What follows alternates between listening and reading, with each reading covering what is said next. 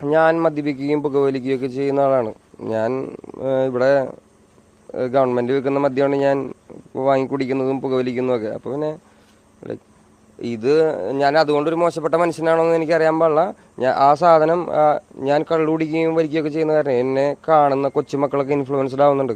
അപ്പോൾ എനിക്ക് ഒരു ഇതുള്ളത് ഈ മക്കൾ ഇൻഫ്ലുവൻസ് ആവുന്ന കാര്യം മാത്രമാണ്. അപ്പോൾ അതിനാണ് ഞാൻ ഇന്നലെ പറഞ്ഞത്, എന്നെ കണ്ട് ആ കാര്യത്തിൽ എന്നെ കണ്ട് ഇൻഫ്ലുവൻസ് ആവരുത്. അത്ര തന്നെ എനിക്ക് പറയാനുള്ളത്. ഈ ഇരട്ട നീതി എന്ന് പറയുന്ന സാധനം ഇന്ത്യയുടെ കണ്ടീഷൻ ചെയ്യപ്പെട്ട സമൂഹത്തിൽ 2000 വർഷങ്ങളായിട്ട് നിലനിൽക്കുന്ന ഒരു കാര്യമാണ്.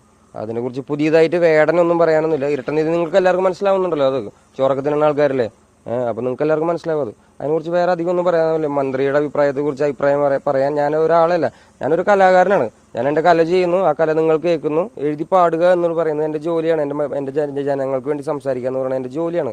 ആ ജോലി ഞാൻ വൃത്തിയിൽ ചെയ്തിരിക്കും മരിക്കുന്നു.